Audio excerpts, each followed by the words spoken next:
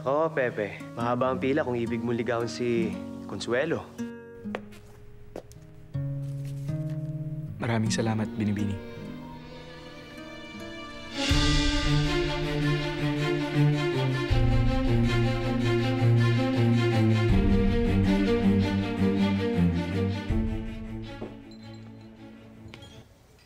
Eduardo.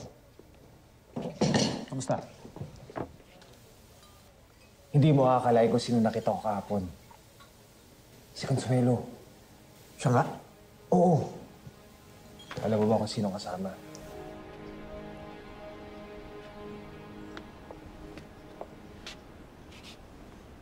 Maraming salamat, Pepe. Walang anuman, Senyorita Consuelo. Labis mo ako napapasaya. Bukas ulit. Gusto ko ang susunod nating pagkikita ay isang sorpresa. Wala na. Nauunahan ka na ni Pepe, Eduardo.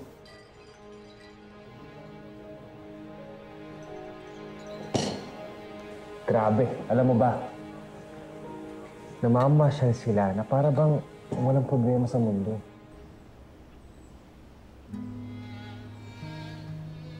Paalam, magandang Binibini.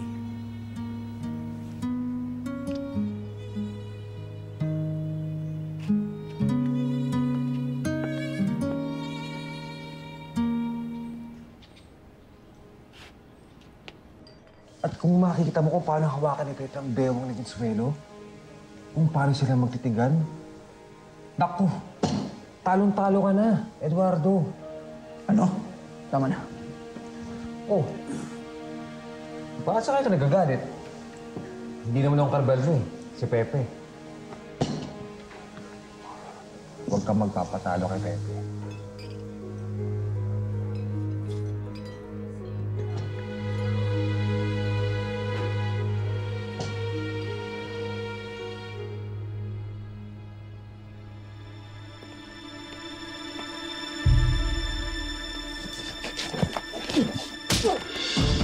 Problema mo, Eduardo!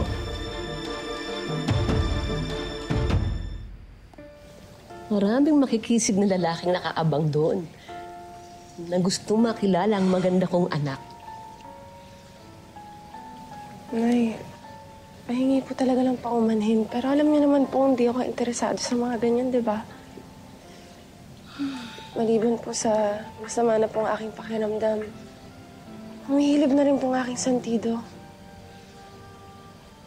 Ay, sasama talaga ang pakiramdam mo dahil maghapon ko na dito sa kwarto. Nakakulong. Hindi ka na nga nasisinaga ng araw. Ayan, namumutla ka na, oh.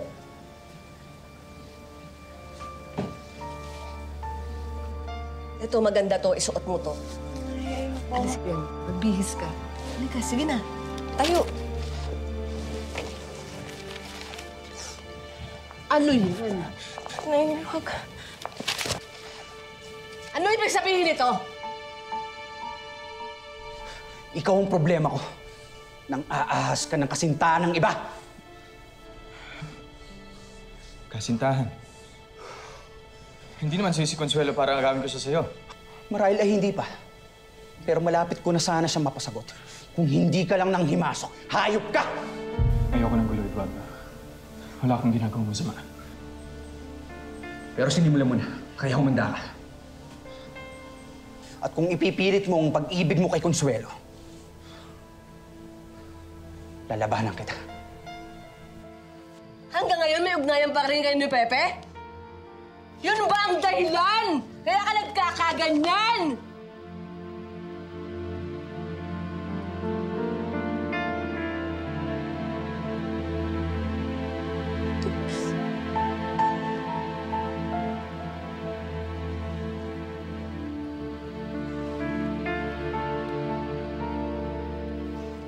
Tawarin mo ako, anak, sa galit ko. Nag-aalala lang naman ako sa'yo. Sinasayang mong kabataan mo sa lalaking yun. Hindi ka nakakasigurado sa kinabukasan ng lalaking yun. Baka nagpapakasaya lang yun sa Europa. At nakalimutan ka na. Ano mo sabihin niya? Babalikan ako ni Pepe. Nangako siya sa akin. Babalikan niya ako. Babalikan ako ni Pepe. Huwag niyo sabihin yan. Huwag niyo sabihin yan. Hindi mo na nalaman ang sinasabi mo.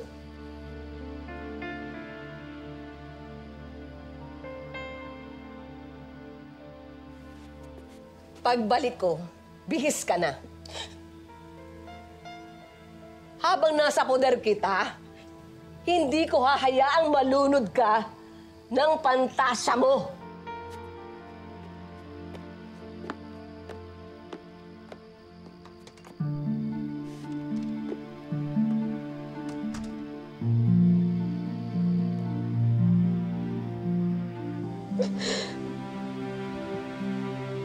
Sana mali si Inay. Sana hindi pa rin mabago ang pag-ibig mo sa akin, Pepe. Hintayin kita. Hintayin kita. Hintayin kita.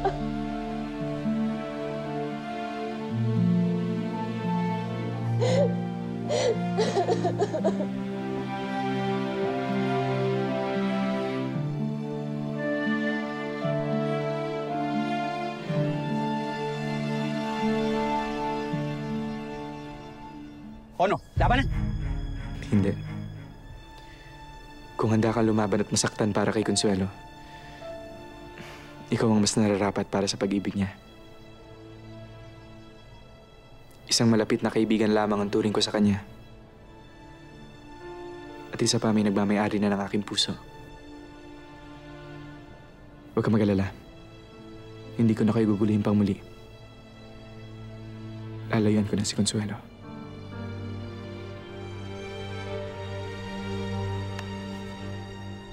Mabuti na nagkakaintindihan na tayo. Pasensya't. Kailangan pa natin umabot sa ganito. Hindi ko lang manapigilan ang bukso ng aking damdamin. Walang kaso, amigo. Naiintindihan ko ang ganyang klaseng pagmamahal. Dahil ganyan din nadadarama ko sa tunay kong pag-ibig.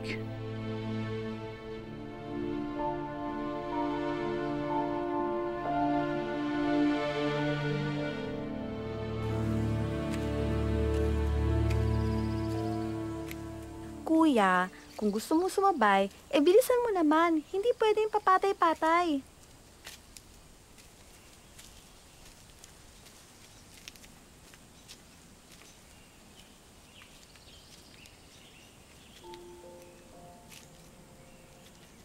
Uy, kahit anong bilis ng lakad, napapahinto pag pag-ibig na.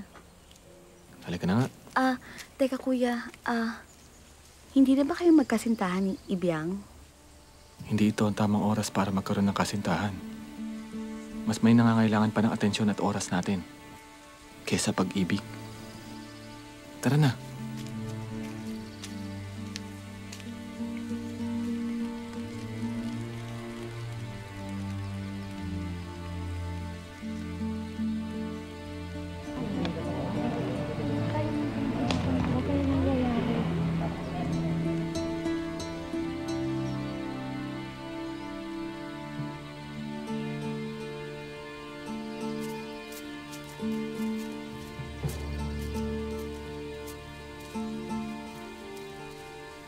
Ginoong Mercado. Nakita niyo naman po ang mga nangyari. Halos wala na po natira sa ating mga anihin. Dinali na po ng mga peste ang ating mga pananim. Ito lang po yung inaasahan namin. Hindi pa ka nakakaraos ng tagtuyot. Dumagdag pa itong peste nito. Malaking problema nga ito. Saan tayo kukuha ng pambayad ng renta?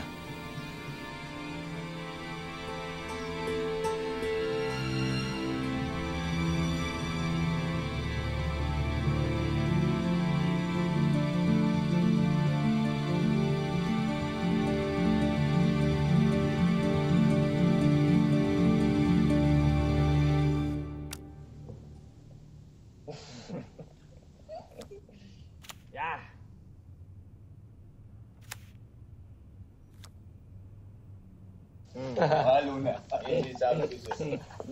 Galing.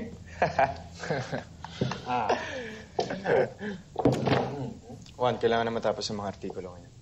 Mamaya na, Pepe. Nakita mo naglalaro pa eh. Kahapon ko pa dinala ang mga yan. Kailangan na yun sa imprenta bukas. Wala na tayong oras. Kahit kailan talaga ipangontra ka, Pepe. Bakit di ka muna magserbesa at nang lumamig yung ulo mo? Yan ang hirap sa inyo eh. Sa simula lang ang gana niyo sa trabaho, di kalaunan ipabalik kayo sa pagpapakasarap. Ano ba naman yan? Sandali, ano bang masama doon, Pepe? Wala naman eh. Kung gusto mo maghirap, edi umuwi ka sa inyo. Pepe.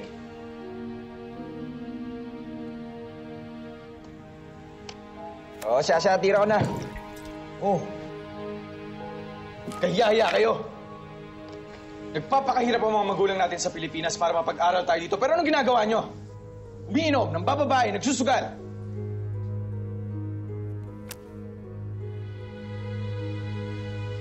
Nakalimutan nyo na ba ang pananagutan natin sa bayan?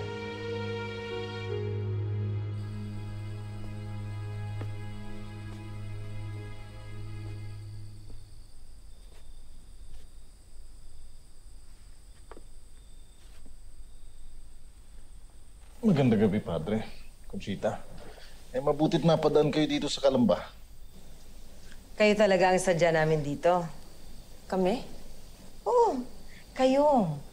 Nag-aalala kasi kami sa abot-abot na kamalasang dinaranas ninyo. Unay ang lindol, ang epidemya sa kolera, ang matinding tagtuyot, at pagkatapos naman ngayon ay ang peste sa tubuhan. Marahil ay hirap na kayo at naghihikahos sa kakarampot ninyong kinikita sa inyong lupain. Lalo na't balitang-balita na biglang tumaas ang pataw ng buwis sa mga lupa. Tunay nga. Pero, heto pa rin kami ngayon. Kinakain anumang sakuna sa awa ng ating Panginoon. Baka kami na ang sagot sa inyong mga dasal.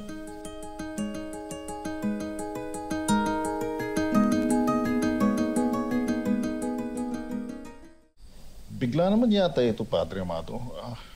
Kung may angal kayo sa aming pagpapatakbo, pag-usapan muna natin to. Ano pa ba ang pag-uusapan natin? Hindi ba't huli na naman kayo sa pagbabayad ng buwis? Ano kayo? Panauhin sa aking lupain? Makakabayad sana kami kung hindi biglaan at halos triple yung itinaas ang upa. Kahit sino hindi agad makakagawa nito. Bigyan mo lang kami ng konting panahon. Siguro... Mawalang galang na doon, Kikoy. Pero matagal nang nagpapasensya ang padre. Kung alam niyo lang ang paghihirap niya sa hindi ninyo pagbabayad. At hindi lamang ang buwang ito ay inyong babayaran, pati ang mga nakaraang buwan. Ano ba? Nagbabayad kami. Siguro ay hindi nyo lang naitatala dahil kahit kailan ay hindi kayo nagbigay ng resibo. Pero may pruweba kami. Alam ninyo, hindi nyo naman dapat ikahiya ang mga nangyayaring ito. Sadyang nangyayari ito sa kanino man. Ngayon, kung mayroon kayong pipirmahan na isang kasulatan, wala kayong babayaran sa inyong lupain ng 1 taon. Tama ng pagpapakitang tao mo, Conchita. Siguro ay gusto mo talaga kaming patalsikin dito para mapunta sa paborito mong pamilya ang lupain dito sa Kalamba. Pero hindi kami aalis. Hindi kami papayag na mapunta lamang sa iba ang lahat ng pinaghirapan namin. Sir Vergüenza, Don Kikoy, pagsabihan mo ang iyong asawa. Ayaw rin namin ng gulo. Magkano ang kailangan namin ibayad para manatili kami dito? Sano?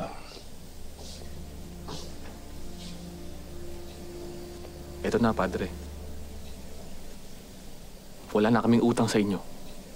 Ni kusing.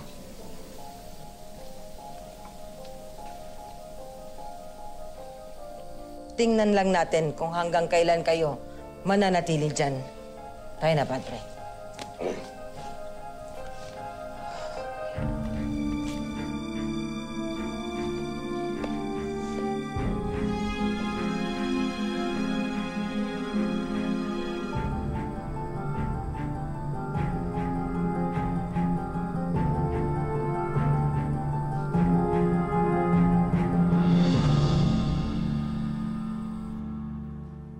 Ayusin nyo nga mga kilos nyo.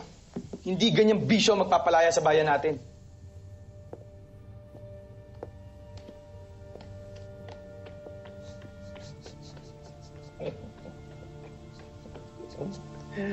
Tuloy. Sino na? Ako muna. Yan yun si Pepe. Ulitin na lang natin. Si Pepe, panira eh.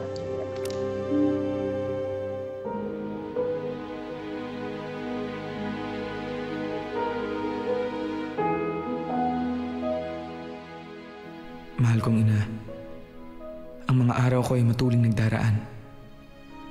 Pakiramdam kong higit na matanda ako sa aking mga kaedad.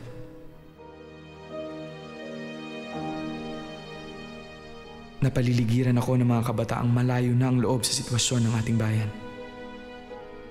Nais ko silang gisingin, pero hindi sila nakikinig. Parang nag-iisa na lamang ako sa aking layunin.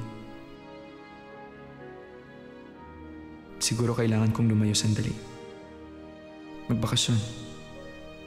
Mag-isip. Pero asahan yung hindi ko nakakalimutan ang mga pangako ko. Sa aking sinisinta. Sa aking bayan. At sa iyo, aking ina.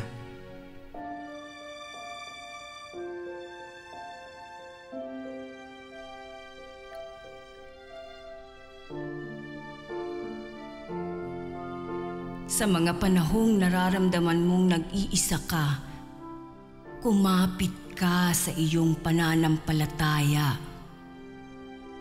Kami man dito ay may malubhang pinagdaraanan din na marahil ay naikwento na rin ni Pasiano. Pero hindi kami nawawalan ng pag-asa. Ipagdadasal kita, anak. Naway mahanap mo ang iyong boses at mapakinggan ng mga sarado ang isip.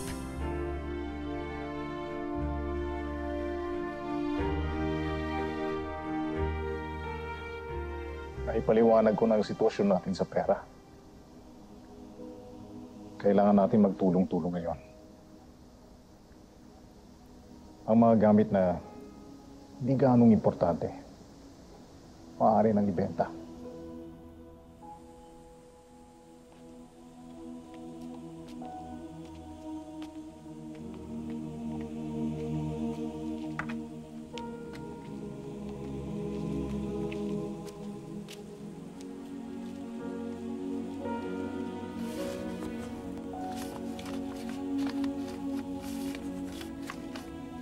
Kailangan natin kumuha ng karagdagang trabaho para makadagdag sa ating kita sa amin.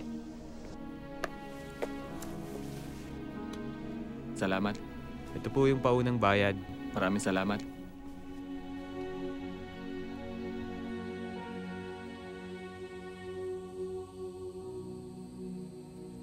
Salamat ho.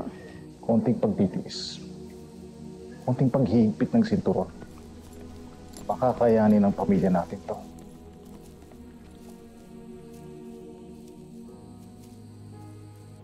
Huwag natin kalimutan si Pepe. Bahagi pa rin siya ng ating pamilya. At kailangan pa rin niya ang ating suporta.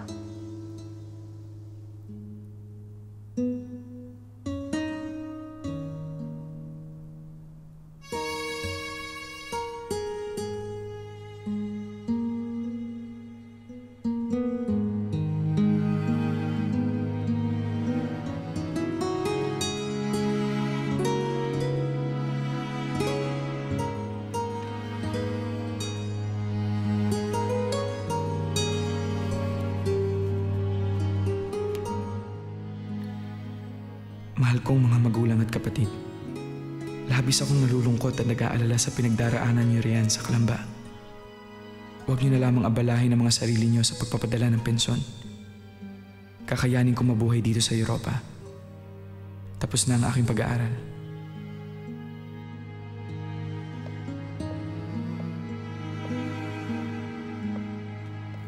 Nakakabigla naman ang dalaw mo. Ilang araw na akong walang balita sa'yo. Pati sa mga pulong ng sirkulo ay hindi ka na dumadalo. Nag-aalala ako sa'yo.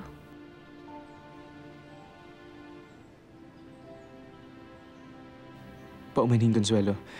Naging abala lamang ako sa ibang mga makabuluhang bagay.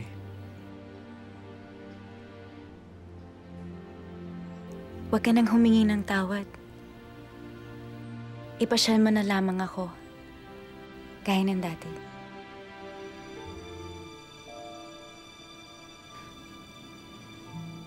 Consuelo. Ipagpatawad mo pero kailangan na kitang layuan.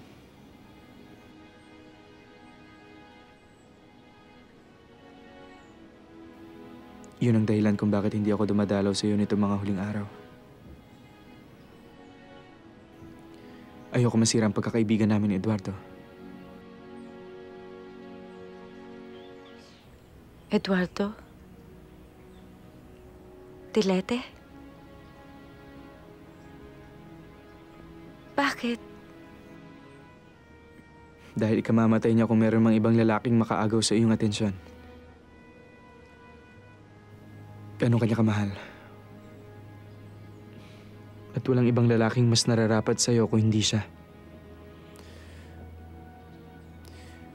Hindi ko kayang tumbasan ng ganong klaseng pagmamahal. Dahil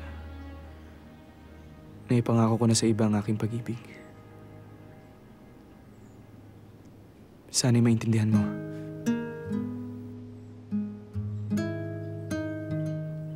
Naiintindihan kita, Pepe.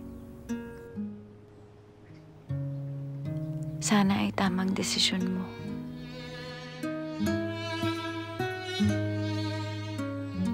May mga dala kang bagahe.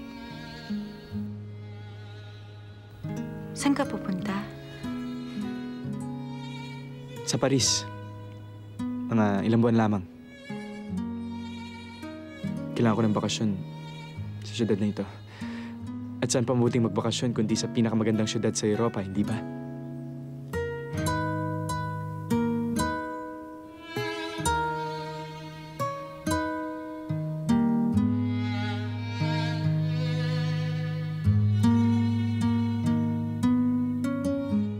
Paalam, Consuelo. Magiging sorpresa ba kaya ang huli nating pagkikita?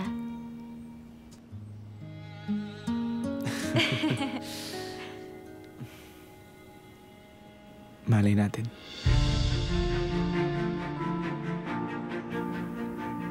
Paalam.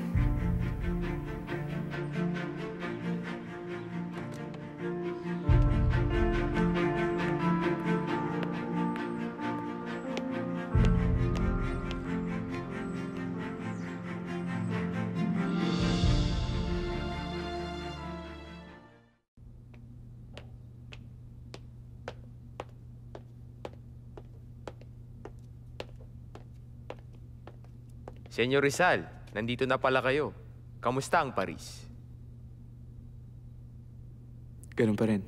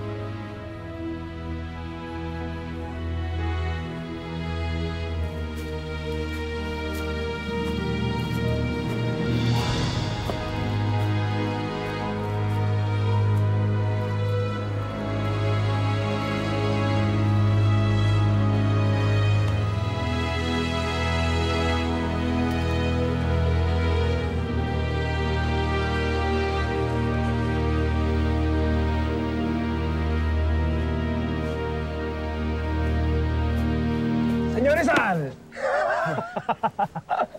Senyor Paterno. Santisima mo ko nangangayayat ka, Pepe. Ano ba nangyayari sa'yo? Pero mabutit nakita kita. Ngayon may kasabay na ako sa pagpunta.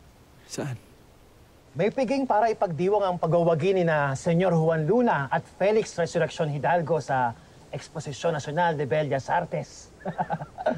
Nabalitaan ko ngayon na okay nasa Paris. Kaya galing ng mga bata, banguhusay. Pero, bueno, pumunta na tayo. Ang alam ko malapit-lapit lang dito yung restaurante Ingles Restaurante?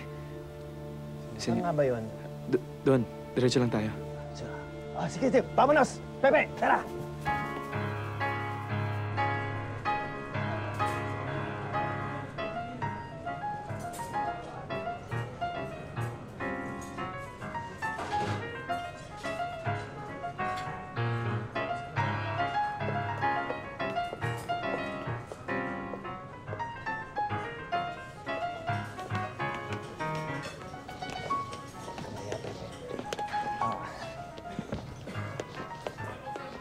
Pepe, kilala mo na ba si Senyor Juan Luna?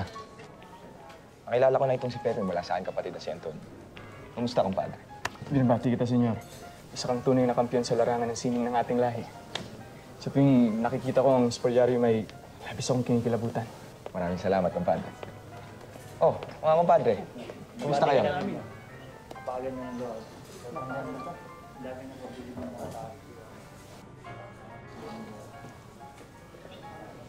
Pepe! Muntik na kitang hindi makilala. Akala ko may isang pulubing napadpad dito. Yang baro mo, sulsihan mo naman. Butas! Pepe, doon tayo.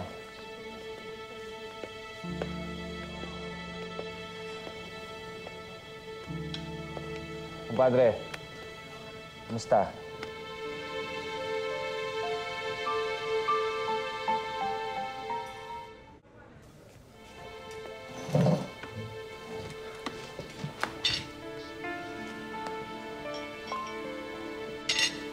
Sige, kain ka lang.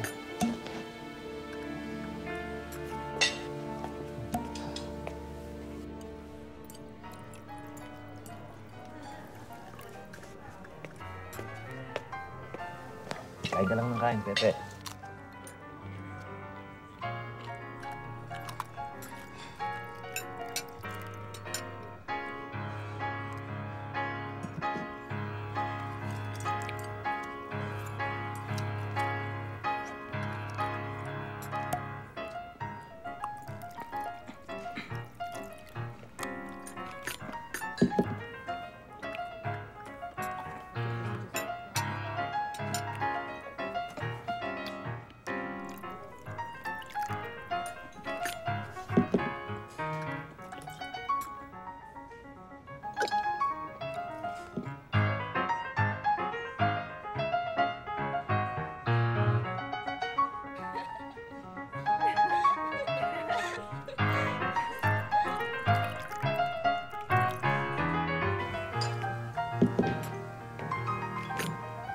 Ngayon naman ay tinatawagan namin si Senyor Pedro Paterno upang magbigay sa atin ng talumpati.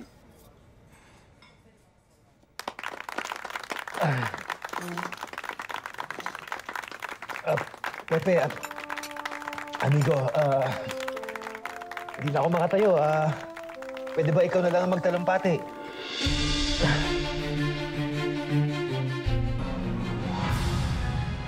Bigyan mo pa ako ng diskwento. Panat, kasama na dyan ang diskwento.